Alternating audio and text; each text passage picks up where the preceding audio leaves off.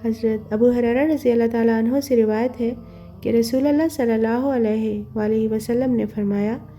ایک آدمی نے اپنی جان پر ظلم کیا، یعنی بہت گناہ کیے، اور جب موت کا وقت قریب آیا تو اس نے اپنے گناہوں کو یاد کر کے اپنے انجام کے خوف سے اپنے بیٹوں کو وصیت کی کہ جب میں مر جاؤں تو میری لاش کو جلا کر راکھ بنا دینا، پھر اس راکھ کو ہوا میں بکھیر دینا اور اس میں سے کچھ حصے کو سمندر میں بہا دینا تاکہ میرا نشان بھی باقی نہ رہے۔ خدا کی قسم، اگر اللہ تعالیٰ نے مجھے پکڑ لیا تو مجھے ایسا عذاب دے گا کہ جہنم میں کسی کو ایسا عذاب نہ ملا ہوگا۔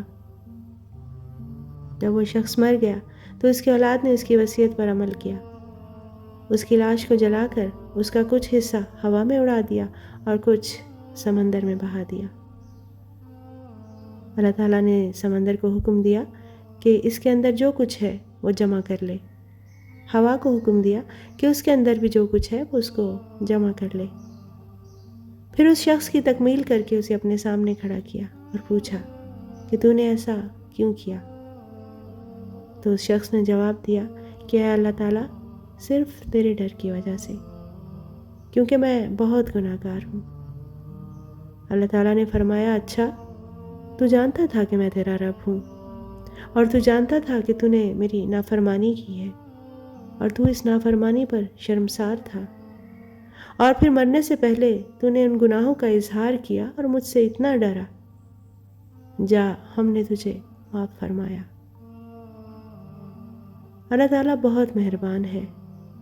اگر اس گناہ گار نے اپنے سادہ پن میں اپنی میت کو جلانے، راکھ بنا کر ہوا میں اڑانے اور سمندر میں بہانے کی وصیت کی تھی تو یہ کام غلط تھا، لیکن اس کی بنیاد اللہ تعالیٰ کا خوف تھا۔ ہم سب انسان ہیں اور ہم سب سے گناہ ہوتے ہیں۔ اللہ تعالیٰ کی رحمت در حقیقت بندے سے صرف ایک چیز کا مطالبہ کرتی ہے، اور وہ یہ کہ بندہ اپنے کیے پر سچے دل سے شرمسار ہو، نادم ہو، اس سے ڈرے، توبہ کرے۔ تو اللہ تعالیٰ اس کی توبہ کو قبول کر کے اس کے گناہوں کو معاف فرما دیتے ہیں۔ اللہ پاک ہم سب کو صحیح معنوں میں اپنے گناہوں پر نادم ہونے اور توبہ کرنے کی توفیق عطا فرمائے، اور اپنی رحمت سے ہم سب کی مغفرت کرے۔